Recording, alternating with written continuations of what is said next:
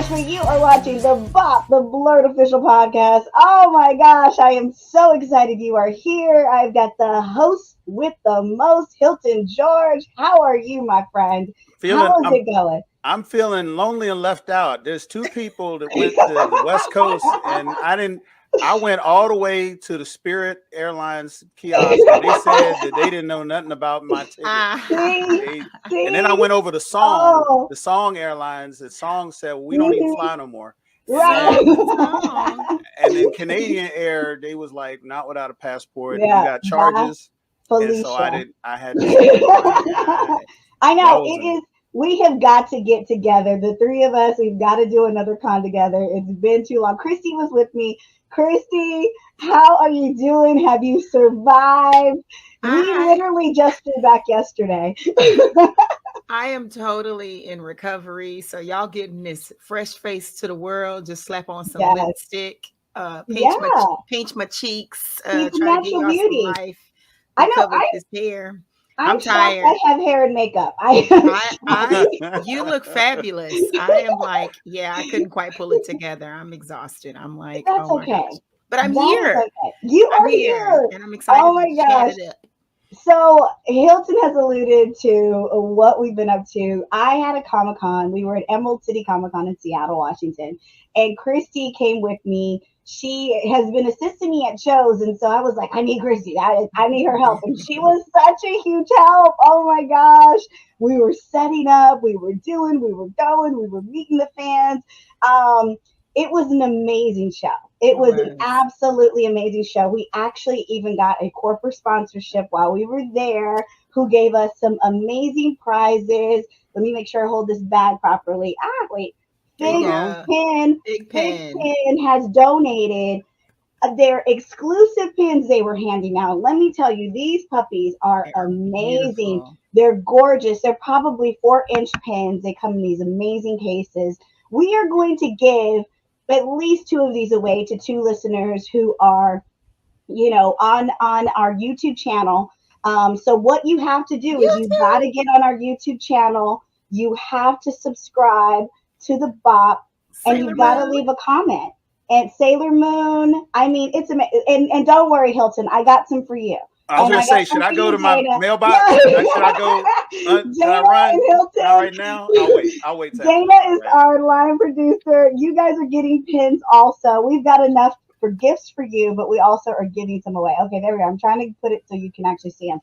So what you got to do is you've got to, if you're watching on Facebook, if you're watching on one of our other social media networks, you have to go to the YouTube channel. You have to subscribe, and you have to leave a comment. You can say, give me that pin.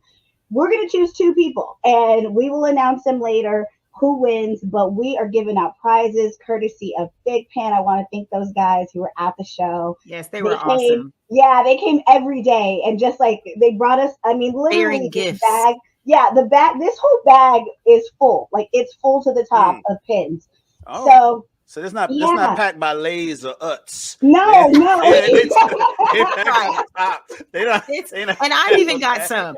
I've got some. So it's not, it's still full. It's awesome. Still full. Like, they literally, I told them, I was like, oh my gosh, I would love to give some of these away. Because they gave them to me as like, we're so happy you're here. We're a huge fan of yours. And I said, well, we have a podcast and I would love to feature you guys. And they were like, oh, and 2 seconds later, we get a bag full of them to give away as prizes. So it's amazing. Yes. So Big Pen, thank you so much. Okay, but let me tell you about Seattle. Let's talk Seattle. There's always, like, I just have to say this, the devil is a lie. The devil is a lie. There is always something that happens that tries to ruin the weekend. Like, let me tell you, we had a fabulous weekend. Like, so much fun. From Wednesday, it was almost like a week. I mean, it was 6 days we were together. So well, this was Christi's first 4-day show. And you know how that goes, Hilton. You fly in on Wednesday, the show starts on Thursday, and it goes, and then you're so worn out, you fly out on Monday. Right, exactly. But day one of the show, from what I understand, is day one of the show was not like a half day. It was a full day, 10 to 7. Like, it was, it was like like San Diego Comic-Con. It was like New York Comic-Con. Like, this was Emerald City. Emerald City, yeah. Emerald City, yeah. They go hard. Y'all get they up. go hard. 10 o'clock, doors open. It's like Walmart at Black Friday. Exactly. Next year, Hilton, we got to get you there. We will be there again next year. But the show was amazing. We met so many amazing people. We had such a great time. Walter Jones was with us for 2 days. He was signing. He's the Black Ranger. He was signing with us. And then, we literally had dance party every day. Like, it was just bananas. He had to and fly for those out. of you who don't know, he's the Black Ranger and a Black Ranger. So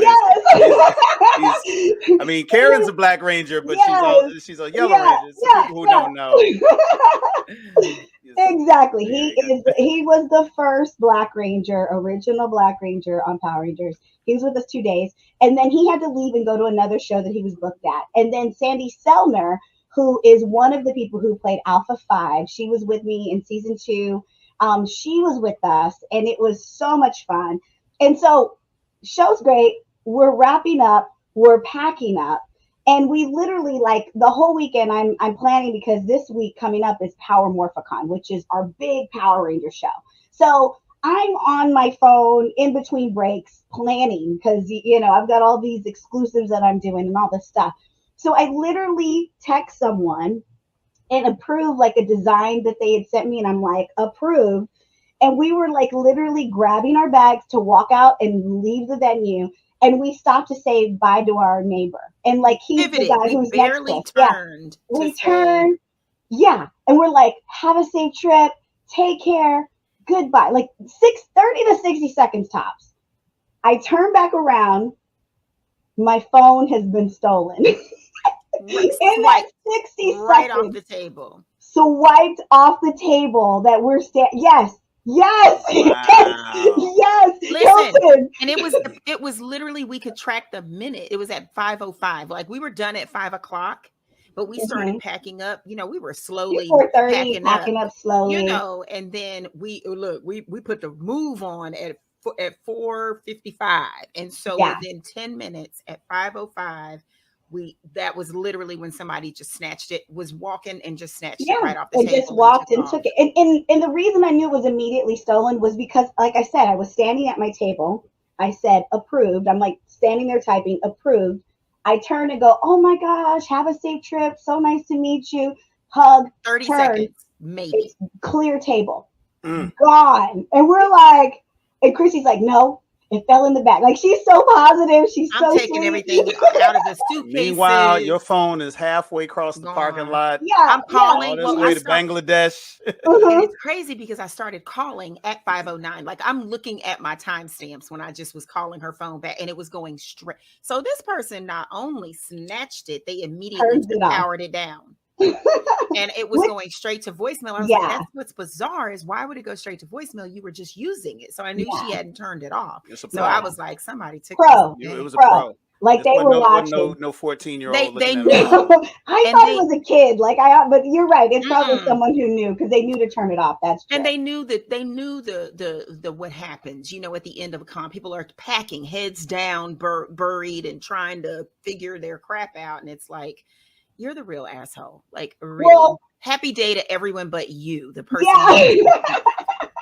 But you know what? The wonderful thing was, I remember when we were packing, at one point, I'm like kind of on the floor organizing stuff in the bag, and I had looked up, and like the money pouch was kind of sitting there. And then like this other bag I had that had like my purse and had like some other, like just my chargers. And I was like, I grabbed that stuff, put that on the floor next to the bag, and I kind of put it on the suitcase, and then I put some toys on top of it. So the reality is, they stole a phone, but they didn't steal no money. They didn't steal, and we were able to get that phone like totally turned off within 30 minutes. And but it was just crazy. Wait.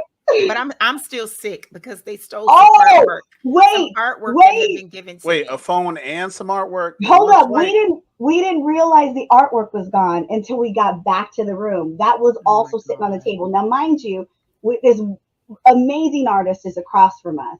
He'd given Christi, like, she was like, if you need me to watch your booth, because he's there by himself. You know, a lot of those vendors are by themselves. Lovely Michael Myers. Michael made it back. I got him daily. Yeah, Michael got back. He had been in the room with us haunting Karan Ashley. Yeah. In her dreams, you know, but the others he had just given me, and he gave them to her on the last day and was like, here, and she like got to pick stuff for her kids and we didn't notice it until we got back, and she was like, where's my art? And I was like, and I told her, I said, we'll get it replaced. There was a Black Panther. There was a Chadwick Boseman Black Panther. That hell no! We got bull job right here. We got lock it down, lock the building down, call the fire department, 911. I got an emergency. The king is dead. The funniest thing was that I had to keep reeling myself in because I'm like, she was way more upset than I was. I was like, but then I was like, okay, I'm sorry. I know it's your phone and that's way more important, but that's artwork. It's sentimental. I'm sentimental, you know? Yeah. Like, I can't get that stuff back. I was just wondering when stuff like that happens, why you like nobody ever sees anything. Like nobody ever catches these folks. Like, how do you have like hundreds and hundreds of people around and no one's got their head slightly turned? I mean, you're Karan Ashley. People, look, like someone would have their eyes on you, but no one would notice somebody gliding by and taking stuff off the table and walking off. Yeah. And it's just like so smooth. You just like, I want to catch him. Just it's almost worth having it getting stolen just so I can catch him stealing it, so I can beat him down. And oh my God. Yeah. That's it was so terrible. But you know what? It's like I think they just knew. Like they caught us, they caught everybody in that moment where people are packing. So people are like, we're trying to get the hell out of here. Yeah. We've been here all weekend. Everybody's tired. And it was so crazy. But she was so upset. And I was like, Chris, we will get that artwork replaced. Like we will see that they will gladly give you, when they find out they stole the phone and the artwork, they're going to bury you in prints. I just feel I'm just so glad that someone else who might have purchased the exact same artwork around that time didn't kind of show up in your field of vision, because then like an innocent person getting tackled. Wakanda forever. The funny thing I told her, because she talks about me like I'm a collector of things, and it's the most bizarre thing. So like if she messes up an autograph, I'm snatching the photo because I'll keep it. Like it'll be like I misspelled a name and she wants to keep it. And I'm like, throw that away. Like we don't need a half autograph. It ain't even autograph. It's got a misspelled name on the top. Don't worry, I have a plan. So she's gonna make me a collage, I think. What the crazy thing is, when we were setting up the booth, and they have the signage, I guess, to let you know you're here and who you are and where you are. So her sign, I kept that. It's in the artwork because it had her name and then Power Ranger, and then the number on the booth was 519. So you know who you are. You stole from 519. And that's Malcolm X's birthday. So I'm one of those numbers people. What did Seeley say? Until you do right by me, everything you do is gonna crumble. Yes. Everything you do gonna crumble. Oh Lord. So yeah, they're trash. They're just trash. It's like not even worth it. That was a plot. My thing is, if you were inside that whole convention center, you had the means and the funds and the whatever. You're not hurting for that much to walk by and steal something like that from somebody. Exactly. People who steal stuff like phones and cars, they're doing it for their own purposes. Because you can't. Gratification. This is not 1989 where you can steal a phone and then just get a new card and run it. And it's like a car. Like you can't steal a car and then go sell it to your cousin. It's like it's like an Uber. I'm gonna steal it and I'm gonna drive to Krispy Kreme, and then I'm be done with it. And that's all you can do, because people gonna find it. So somebody did it. You're bad person. You're giving Seattle a bad name. On Sunday at 5:05 p.m. Eastern time, you were walking by. You know who you are. Yeah. It's okay. It's got you on notice. We got you on notice, Mr. or Miss. Whoever it could have been a woman. I can't keep blaming the men. I'm just thinking it's a man. But I'm like, it could have been a woman. It could have been a whatever. With like a baby carriage with a fake baby in it. And they be putting stuff in it. They got a whole scheme. Got a whole scheme going. So they got like a little fake baby Yoda in there, pretending it's a baby. Back up on top of stuff they stole. But I tell you what though, the Yes. ancestors was talking to you because they gave you the presence of mind to get your money off the table. Yes. Because if the money bag, if the bag had got took, y'all still be in Seattle. Yeah, well, you know what? It's like every day. Yeah, well, luckily that was just that would have been the Sunday bag, but still, like I don't want $1 missing, one nickel, one dime. I worked hard. I hug babies. I like autograph. My hand is sore from autographing. You know how I am, Hilton. I don't just meet people. Like I make it an experience. I want to connect. Welcome them. Yeah. Every moment is a connection opportunity, and if it's that 1-2 minutes of sunshine, I'm gonna give it all to them, you know. So I just was like, dang it, but yeah, the ancestors were protecting us. Yes. Now all that aside, right? Secure the bag. All that aside, I love Seattle. Yeah, I loved it. I loved the weather, of course. I loved the downtown area. I loved the scenic stuff I got to see, because I took the train to the airport. So that was wonderful. And you have to go straight up Martin Luther King Boulevard. So, I mean, it was the people, literally, with the exception of the one a-hole, the people were fantastic. We had such great conversations with people, really nice people. There were no, it was not too many situations where anything was uncomfortable. It was just a great time. And that's my third time out with you. So it's like, I'm addicted. I'm a fan, and I've got so many videos. I got to do so many reels. Like I got to put together. So this is what's so crazy, Karen. You noticing this? So you were the one doing most of the direct meeting and greeting, right? Yes. You're the guest and everything. Christi's voice is sore. So that tells you how on she was. She was talking. She was a whole Beyonce concert behind me at one point. Singing, lip syncing, karaoke. I works, baby. I works for mine. I do not. You are not a passive Congo. I am not. No. We had a whole Michael Jackson breakout session. One of my friends, he heard the song and he came and did his move. Like he shut it down. We were like, oh yeah, we had music playing the whole time. Yeah. We were like you, Hilton. You know how you got to have the music going? So it was a party nonstop. The whole time.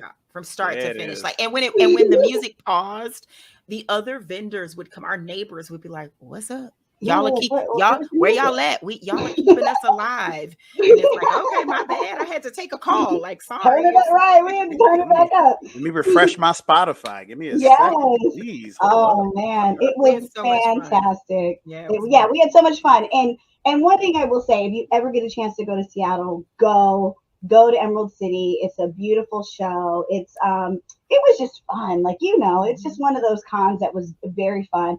They had some amazing vendors, like people who like you can't find this stuff anywhere but at their booth or at that con, so that was another thing that I really, really loved. Yes. But you guys know there has been so much stuff happening in this world, and I was like, okay, we got to talk about it. We always keep it fun, we always keep it light, but I feel like it is of utmost importance for us to talk about hot topics that deal with the political climate and deal with what is going on in the world. We have to stay informed. We have to stay, we gotta, like, if you aren't registered to vote, I don't know what I have to do.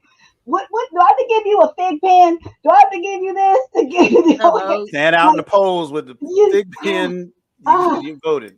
You get that? You get that, Mr. Fig Pen? You make a I voted pen for this November. Yeah, that's true. That's true. Oh, so be a real hero and vote. So this is the thing. You guys saw probably more than a week ago, the FBI raided former president, that man that was in the White House, the orange one. I don't even like to call him a former president. I just feel like we were in the blip. Like it was. That's the blip. Yeah. But you know what? It has put a spotlight on how dangerous of a world we're living in, because there is an entire group of people who are now, threatening the FBI, who are anyone who talks against him, who are threatening them. You know, and this is the thing, that this man broke the law. There is a very clear law that former presidents, former, you know, if you work for the government, the White House, if you have sensitive documents, you cannot take those home. And we knew from the beginning that he did not like rules. He thought he could do anything he wanted to do. And of course, he took home 11 plus boxes of very classified information, potentially things to deal with, you know, our armed forces, our military, our nuclear stuff. Like, it's all bad when it's that highly classified. Like, only 10 people know what's in that file in this world, you know? So it's like, and he has it in his house, chilling in a, like, just in a side room. I don't know. I don't know. Hilton, you are in DC. You are in the area. What was you are ground zero for us.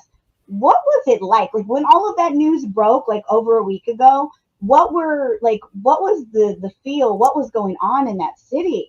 You know, this is probably the most understandable scandal of any consequence that this president has faced, right? Because there's a crime involved, right? And that's what they're investigating. You know, short of the Stormy Daniels thing, which everybody understood, but, you know, was there a crime and did he pay and who's going to take it to the mat? You know, this is national security.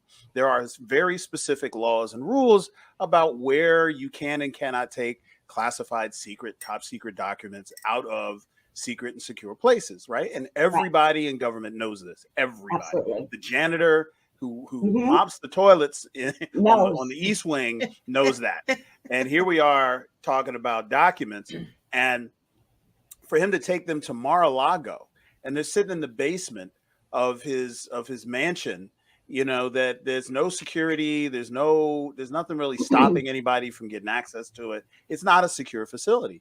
So this is very cut and dry. And the question is going to come down to, you know, what will the federal prosecutor do? Will they indict? You know, they're bringing people in. You know, you're starting to see, they didn't already said, they have confirmed that Rudy Giuliani is going to get indicted, right? Yeah. So they're on the cusp of something. And I think that Trump knows that his number is probably going up as far as this is concerned.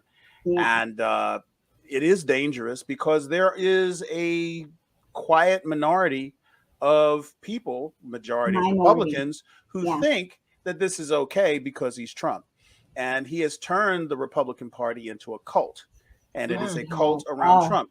What we need to think about is what just happened with some of the midterm primaries. Yeah, you know, Miss Cheney. 80% of the Trump-backed candidates won their primary. 80%.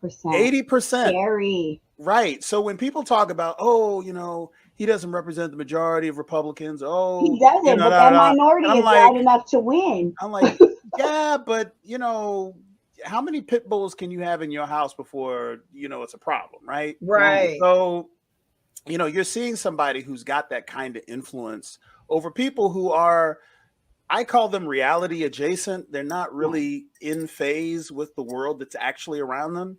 And where that phase is different for everyone. But you see people talk to them and do interviews, and you watch these people who don't accept objective facts. And when they say stuff like, you know, defund the FBI, or they make threatening, you know, language around the FBI because they just so happen to be the ones fulfilling the search warrant, you know, you're putting, you know, men and women in uniform in harm's way. Danger. And the crazy thing is that the Republicans, you know, are supposed to be the ones who are all about law enforcement, right? Like and this double standard, don't do Big the crime, don't standard. do the time. You know, you shouldn't worry about, you know, stop and frisk if you don't have nothing. You know, that's what they've been telling us, right? And then when it's their guy, it's like, oh, it's the Gestapo, and oh, they didn't do this. The Gestapo. Gazpacho. The Gazpacho. Right? That's what they are, right? Yeah. So exactly. You know, the people here in the DC area, you know, we so over Trump. You know, it's not even really a debate anymore. I mean, this is mostly a blue area, and the people who aren't blue, who might be Trump supporters, are really quiet about it because they know they're surrounded. Right. But when you start going out to these more rural red state areas, and you find out what people are talking about, That's where the danger is. It's so dangerous. Because these are individual elections happening all across the country in states and districts that people are already talking about election fraud. And, if they storm the Capitol, over the presidential election, this kind of thing is going to happen again this November. That was a precursor. Right. It was practice run. Precursor. It was just, it's the way they're going to do business now. If I don't win, the election was stolen, and then y'all guys can go kick the doors in and do what you want to do. Well, we're looking for some crazy stuff to happen beyond this, for real. I mean, well, that's exactly what it did. Like, we all know Trump is the biggest distractor, the biggest liar that we've ever met. So immediately, we would have never known about this warrant that was, the seizure of, getting the documents out of there. We would have never known about it probably for weeks. But the minute it happened, what does he do? He does what he does best. He puts it out. I've been raided, and I'm not there, and they're taking my stuff, and they're going through my purse. They went in my bank. What is it? They went in my safe. Yes. And just made it like that victim. Like he played the victim like he always does. And what really frightens me, and you touched on this, was that, it almost is like, Trump is just kind of, to me, like the puppet, and he's the mouthpiece. But what it really represents is the white supremacist movement that is pushing forward like a steam engine. And they are not afraid, like these certain standing Republicans, back. They are not afraid to, these Republican senators, politicians, judges, whoever they are, they're not afraid to put their careers on the line. You see people like Rudy Giuliani, who is probably going to go to prison. They are not afraid to go to prison for him. They feel like this is more, the cause is bigger, which is white supremacy. They are not afraid to go into the FBI with a nail gun and a gun and an AR-15 and die on the spot. They're not afraid to die for this cause, which is white supremacy, and that terrifies me. Christi, what are your thoughts? I see your wheels turning. We talked about it over the weekend, and it's just like we get angry, but I'm like, what do we have to do now instead of getting angry in order to get people to be motivated to get to the polls, motivated to vote, motivated, because that's our only line of defense. Mm-hmm. But Christi, what do you feel? I know this is this is something that the scarf is about to fly off her head, because that's how mad she is about it all. Well, shit, we leave. I don't know. I mean, it's hard at this point, to really get people to, first of all, do the work, do the research, be informed, and go and read and understand trends and, history and how we've done things over the several courses of times. It's like there's no secret formula. It's just a matter of, I think, if we are, death to apathy, like that's number one, because we're never going to fix anything. And I have to say this though. Yeah, I feel like I need to plan an exit route. Everybody, we have these conversations. Our neighbor next to us, the one that we stopped to hug when we got robbed. This incredible artist. He does work on wood. Out of LA. On wood. He's phenomenal. Yeah. But he was my dystopian brother. Like, we understood, we just had these incredible conversations about, what the world is looking like right now and how we will look maybe in 50 years and all of that. But I don't know. I feel like we do need to find somewhere to go. And he said he's moving to Thailand at the end of this year. So he's just done, and that plays a part in it. Where living in a country that doesn't accept him. This country where it's going plays a large role in that decision. So I don't know. On one hand, of course, I want people to get up and get out, because we do know it makes a difference. Let's not negate the importance and the actual results, an actual tangible result of when we do get up. I saw somebody had a shirt on over the weekend that said, it was probably on a TV show. Yeah, one of my Atlanta house shows I watch. Somebody had a shirt on that says Atlanta saved everybody, and it's like, we know that voting works clearly. So let's not play that stupid game anymore. Because again, you just win a stupid prize. Hello, 2016. So I also want to say, I just think it's hard. I feel like we're between a rock and a hard place always, because, or it's a double-edged sword, because when you watch the headlines, even just today, we live in such a strange place where a white woman governor, Gretchen Whitmer, and the reason why I'm pointing those two things out about Gretchen Whitmer, two men are now found guilty of conspiring. There was no act, but they were conspiring to kidnap her, which rightfully so. Which was in Michigan, correct? In Michigan. But yet in Atlanta, the officers that killed Rayshard Brooks, because he was sleeping in his car, and they woke him and whatever, and that whole Wendy's thing, and they set Wendy's on fire, child. It was a mess. They won't be found. The DA decided, nope, no charges. Killed a man. So it's like we live in this crazy space that it's so hard to really tell somebody to get behind and go and make the changes in the polls, but those things that affect us on a day-to-day basis, like a lot of us don't see the bigger picture. Like people say, yes, you can be president. I don't want to ever be president. Like nobody understands that role, and it is wearing way too many hats. It's doing way too many things at one time, but also not being in full control, honestly, because now we have a Congress. Of course, there's always Congress, and people don't even understand that part of it. But on a local basis, it's very difficult when all of our localities are still connected because we live under the same one big rules. We just see the craziest things. They're so polarized when you would think one thing would definitely warrant punishment, but because that was a Black man versus a white woman, there was a conspiracy versus an actual act of murder. It's just insane. And yet the heavier, it doesn't make sense. And it's hard for me to tell somebody, but I still say it. More.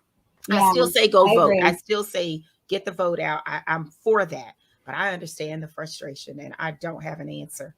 I just don't know. We can't get this next generation activated with the politics that we see every day.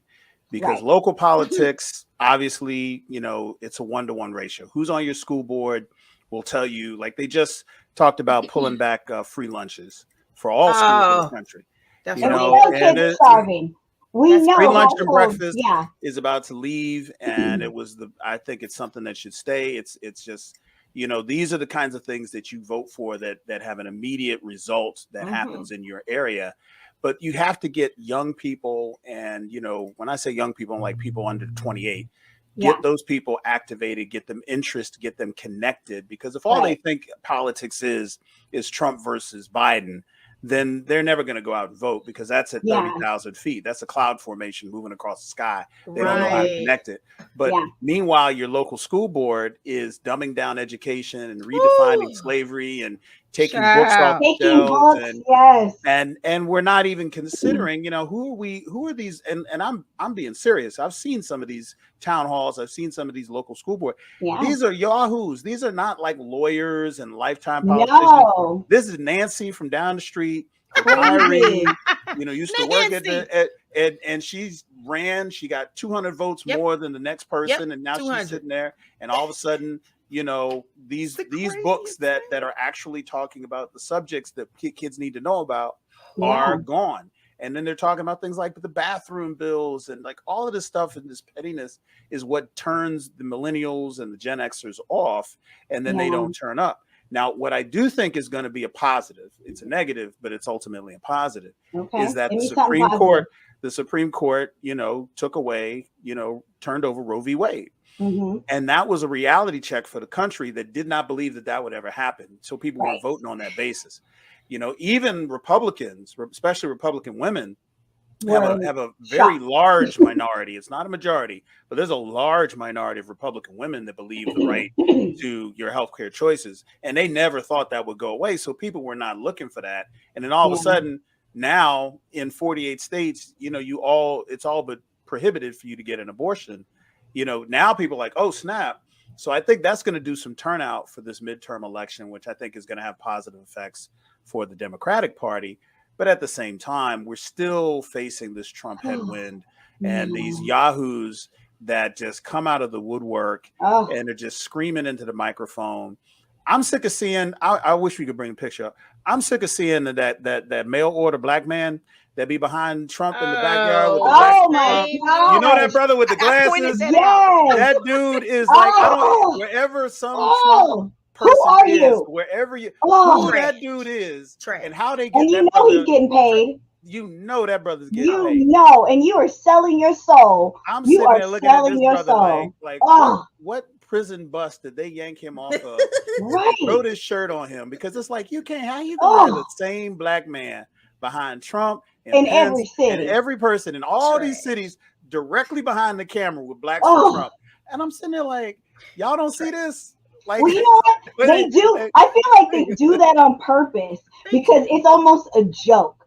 It's a joke to them. We're gonna put the same black man, and it's a joke. Like, I just feel like they do it on purpose because they know.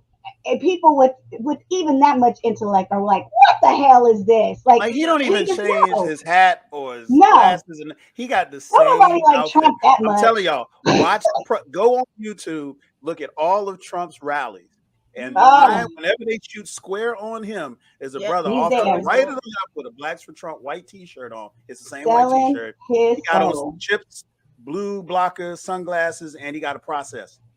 You got like this long. You already know. You already know when you got the 1980s like process. You got the Ice Cube from 1980. We already know who you are, Mister. We already know you ain't one of us. You ain't invited to the barbecue.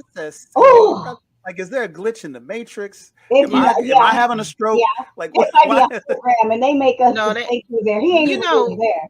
Y'all, it's real.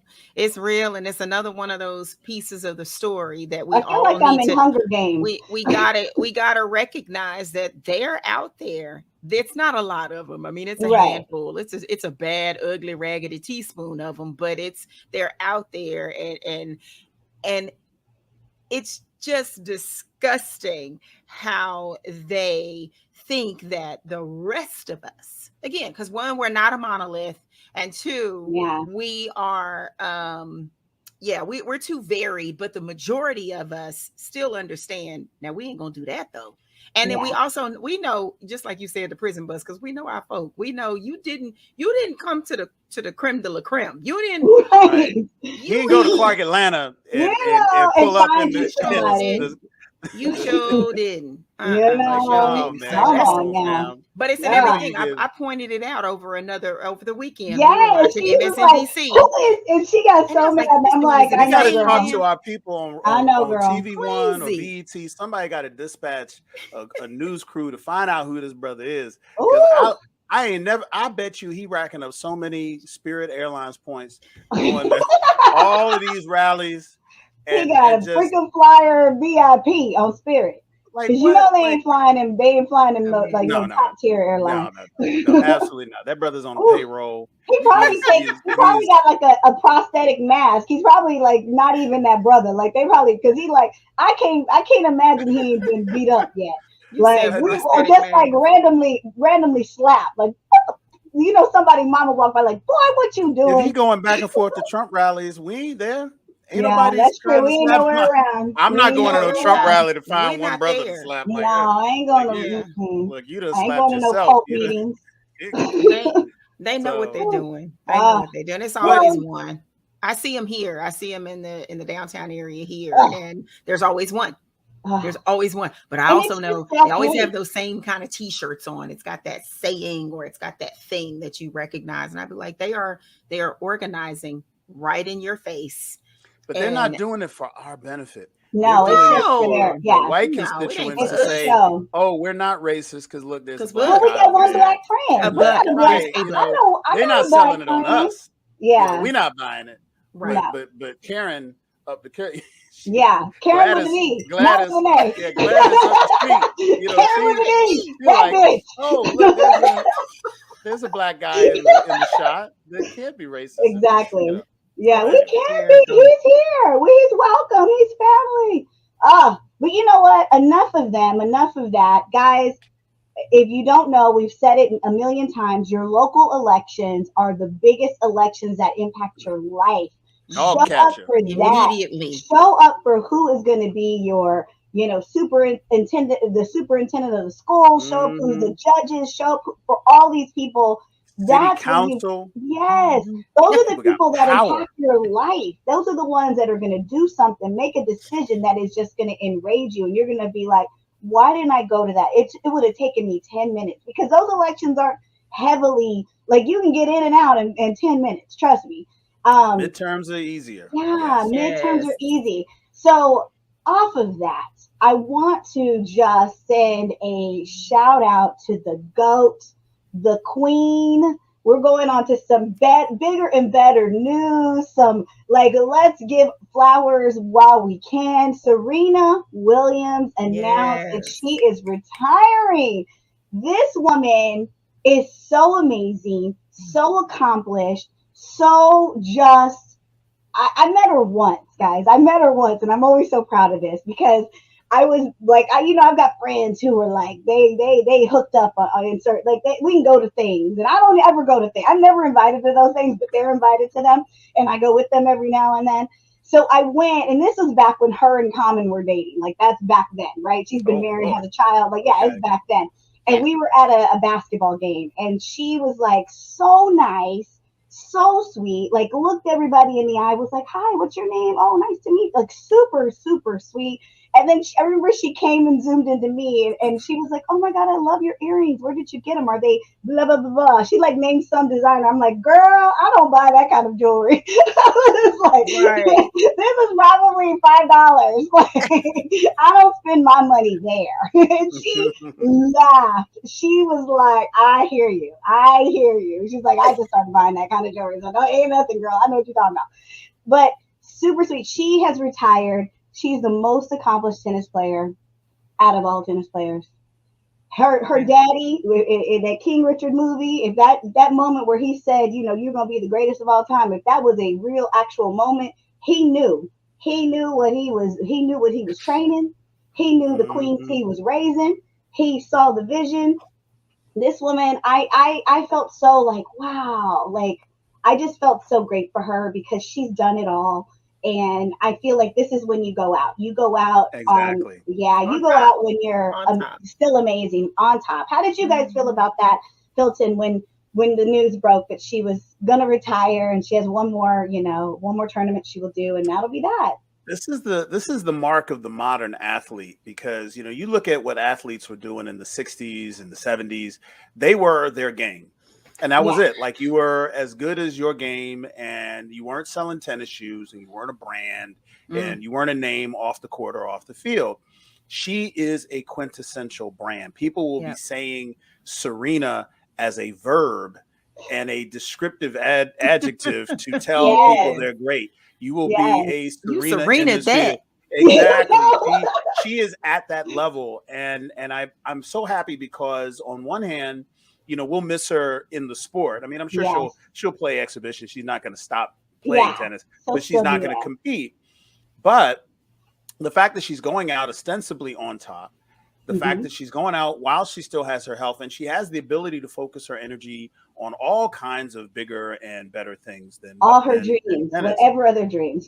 Business, nonprofit, social clothing issues. Line. She is right at that part. And I think that there's not enough athletes that invest in their brand. And I know Christi's got a mile of knowledge on this beyond mine, that don't invest in building their brand off the court or off the field so that when it is time for them to retire, not only do they have the money and they don't have to play in order to eat, but they also have the ability to make decisions and be important to the game. Like she's going to be commentating. She is going to be around. She's not going anywhere. She's still the queen of tennis. She is the queen of tennis. And I think everyone is going to recognize her as such from here on out. Her legacy is solid.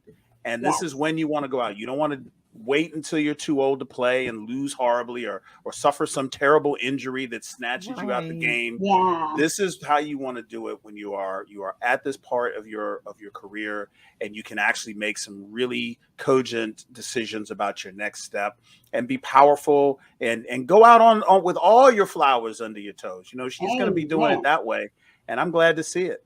Yeah. Chrissy, how did Yeah. you feel? How did you feel? Listen, I understood it. I Mm-hmm. felt like, I mean, I immediately applauded her, you know, as a mom, and how I thought about so many of her moments that people really tried her, and they Oh, tried, and she Grace. just incredibly represented, for so many, you know, and I'll say women, and women who have to choose and all of that, and just have conversations that you typically may not do with, you know, another, you know, with another species. But we get these conversations that, of course, pour into, well, why this and why that, and why did you wear, and how did you comb your hair, and Oh, God. what about being a mom, and all that kind of stuff. And it's like, oh my God. But she always fired back, you know, Yes. not only for herself, but for many, many, many others, countless others just like her, Yeah. whether we play tennis or not. Because I Right. played tennis one time in my life, and I couldn't walk for 2 weeks. And that was as It's a a very hard teenager. sport. I was Yeah. young. I was a teenager Yeah. then, and I was like, okay, this is not my sport.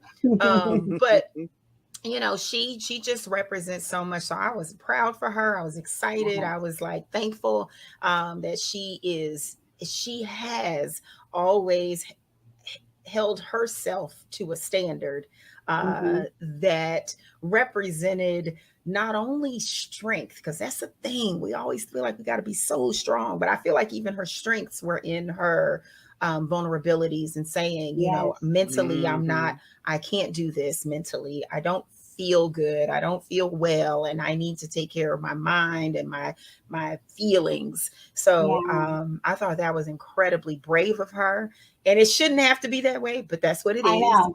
I And know. so, you know, we get, like you said, flowers for days. She's got them. She Oh, can she have gets all the flowers. She all the deserves it. bouquet. She gets And I mean, everything. she's so decorated. 23 grand slams. You know, I mean, that's just, even Billie Jean King has had to No come. I mean, one. just like she is the GOAT. There is a GOAT, Yeah. and she's the GOAT. Yeah. She's the You know GOAT. what? And what I always loved about her and I loved about Venus is that they were Mm, always Black women. They blackity came black. in with their hairstyles and like they had like it was like we Beads saw and ourselves in them. Like I was Braids like, and beads.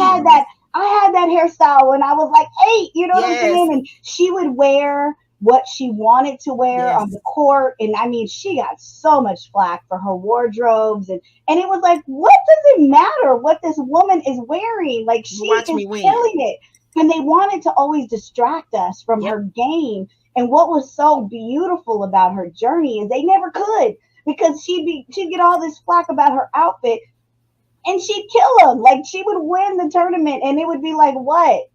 Like, Yep. what? Your noise is not going to distract me from what it is I have to do. It is not, your tactics aren't going to distract me. And one thing I loved about that, King Richard movie was that they showed how from the very beginning, when they first were doing tournaments, when Venus was out there and the one girl pretended she needed to go to the bathroom and stayed gone for 20 minutes so that her body got cold, it just showed they would go to The great lengths, links. the Yes. links of deception, the links of corruption, the links of whatever it was they needed to do in order to beat them because they were like a rat in the corner. They knew they were caught. They knew they could not do anything unless they cheated. They knew Yep. they could not do anything unless they, did something crazy to distract the whole situation. But what I love about both Venus and Serena is that, like you said, they always stay focused. Their dad taught them how to stay, graceful, taught them how to stay humble, taught them how to just win gracefully. And it was nothing you could ever say about them because Mm-mm. they were they're almost like the picture perfect athlete. Even when she got pissed and would be yelling on the sideline at some crazy call Yep. that was obviously like not even the call that should have been made. I was She like, still yes. was, I remember like, that moment. yeah, I remember that. like we would be right there with her, like, how y'all gonna do Serena like this? Y'all just trying to steal this game from her. Oh, but there's a whole generation of people who have come up since that era who will not understand how white the sport of tennis was before them. Preach. I mean, it still is. Preach. But I mean, when I say it was Arthur Ashe and then the Williams sisters, there wasn't like a whole bunch of brothers popped and sisters popped. No, it was it. Like we not highlight. This is not a highlight reel. This is it. Like there's one black woman. We're forgetting her name right now. Oh my God. Yeah, but again, it's just one man, one woman, and then it was. But the fact that we can't remember her name, that's how white it was. It was just so white, minimal. And for them to come in at the age that they did, I mean, they came in like right at the age of juniors, eligibility, and 18. as black girls, right? And they were girls. I mean, if anyone remembers the first time watching them play, they looked like 12-year-olds, even when they were 18. They just we look way younger than what we really are. Right, and I was just like. And so we just felt like oh my God, the babies are playing, and what they were able to go through and what they were able to leave in their wake that drew in so much more diversity in women and people who otherwise would not have thought about playing the sport is just their impact has just been so big. And I don't think, again, the fact that there's a whole generation that thinks that tennis was always like this and won't remember the 80s and the 90s when it was just one or two of us is their contribution to the sport.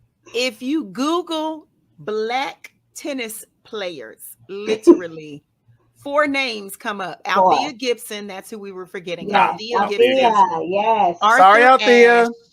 Arthur Ashe. Serena and Venus Williams. That's it. This the 4 names. Those are the first 4. And then it says show 13 more. Tennis, the whole sport. Yeah. See. I mean, exactly. Incredible. Yeah. One of my favorite moments is when, of course, coming up under the Williams sisters, then you have Naomi Osaka, who I just love. And when they had their moment, like, when I tell y'all, that was like, let's shut the internet down. Let's just shut all of it down, because that is a moment that, again, is priceless and it is so powerful. And I'm just glad that, again, you have people like the Williams sisters. Of course, those before them, the 2 before them, but there was a massive gap. So it's not like the Williams sisters got to be brought up, or embraced in that sport by Arthur Ashe or Althea Gibson, because they were decades before. Yeah. But Naomi Osaka, these newcomers, they get to be embraced and taught and led and influenced directly by the Williams sisters, and that is just incredible. That's incredible. That is so incredible. Yeah, we had another person announce their retirement, and I have to give this man his flowers. Dr. Fauci said he is retiring after 50 years. After 50 years, he has helped us, guys, through the AIDS pandemic. He helped us through SARS. He became famous, obviously, with COVID because of the craziness that was like attacking him and surrounding him. 50 years of working. He said in December, his departure from the government service, like, man, that is a career right there. Yeah. Dr. Fauci. Yeah. You don't have that many people who are in government in a capacity like that stay as long as they have and are relevant and as active and as passionate. This town eats people alive. Like, people come in and they get out. Like, it is corrosive to its core, more so now than ever before in history. And for him to be in the position that he's in, having gone across multiple administrations and being ostensibly the face of the science behind disease and infection prevention in this country, is great. The problem I have is that his legacy is going to be something that the Republicans spend a lot of time, energy, and money trying to denigrate for little or no reason other than pettiness. For someone who's been a public servant and has done nothing but try to help people throughout his career. And so I hope that they fail. I hope it backfires. Right. And I hope that this man goes and does some great stuff, maybe goes into education, maybe, you know, bring the next generation of research scientists. And I've known people that have worked under him. I know people who've worked with him, and they all hold him in the highest regard. And, you know, so we're, you know, we were lucky to have him when we did. Yeah. I know. When we have the biggest pandemic that hit this world, we had someone who actually stood up, who would not, like that's the reason they're attacking him, because he would not go along with that crazy man and whatever agenda he was trying to push, which was basically try to kill people, because he was trying to miseducate you so that you would just be vulnerable to this terrible disease. You try to get people to inject bleach. Come on now. You know, like what? But he wasn't. Come on now. But he was getting all the best stuff. Yeah. He got the vax. He was the first vaccinated. Yeah. But it was a hoax. Multi-vaccinated immediately. He got whatever they had, whatever they gave him when he was like, he tried to run up them stairs and was like looking crazy when he had COVID.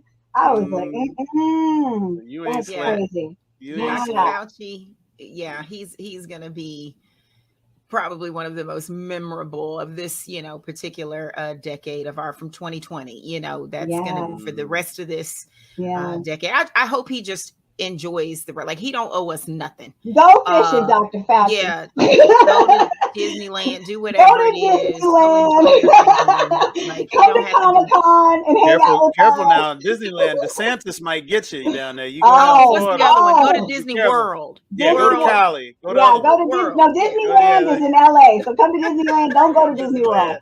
Oh my gosh. Yeah, this man, that's another one.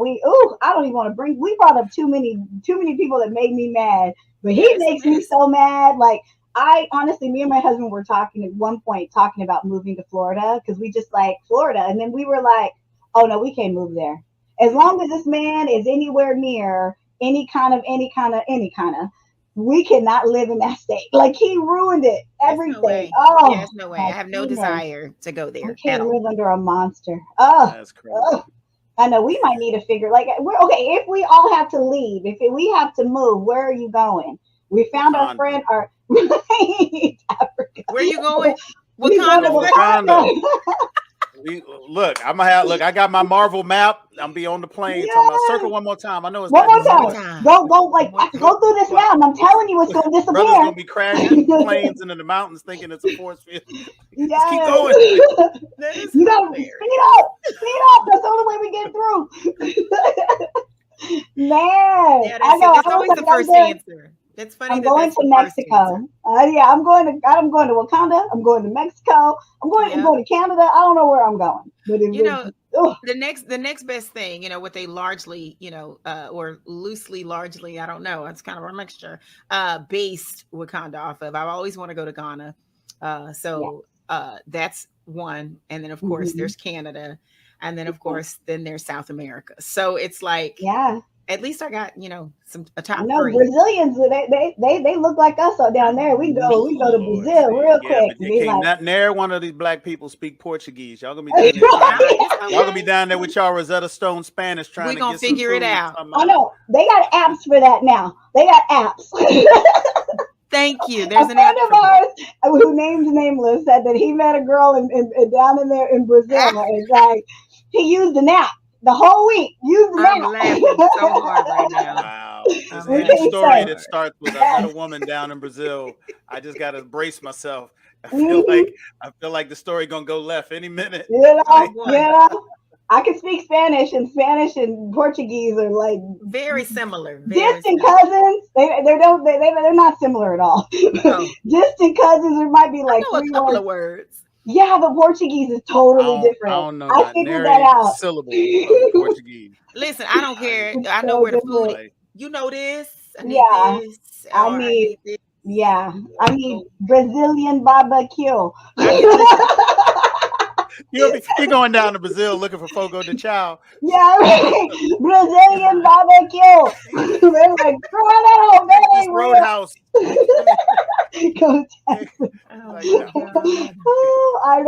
know. It's crazy. Guys, like I said before at the top of the show, we are giving away Fig Pen pins, and they are amazing. They're gorgeous. We've got this one is from Dragon Ball Z. Oh, I got one. Yeah, this is let me see, let me find another one. This is Phoenix from the X-Men. We've got some good ones. Let me grab just two more just so they can see. Oh, we've got, Sailor Moon. Why can't I get it without a glare? There you go. There it is. Turn it slightly. Turn slightly. Yeah, it's to like the you left gotta or the like right. keep the camera. Yeah. But y'all gotta subscribe to the YouTube channel. Y'all gotta, and it won't hurt. We won't say how to help, but it won't hurt if you comment on the show. Like you leave your comments and share us and stuff. We see that. I love the YouTube audience. We kind of go, well, we not only did they do what they had to do, the minimum, somebody went the extra mile. Yeah. They might get a little, they might tilt the scale. They might tilt the scale a little bit, It's like, And Christy, you pick the first, you're going to pick the first two winners. And then Hilton, you're going to pick the next two winners on our next show. But we're going to give two people, we're going to mail you a fig pin, and it is going to be all yours. So you got to subscribe, you got to leave a comment, and we'll message you and try to find you. And we're super excited to do these giveaways. We love FigPin. They are amazing. But thank you guys. Thank you for talking. Yes, we're done. I know it's always so sad to say bye now. But we will be back. Join us every Tuesday. We can't wait to see you again. This is the BOP, the BLERD official podcast. You guys have a great week. Bye. Bye. And don't get your phone stolen.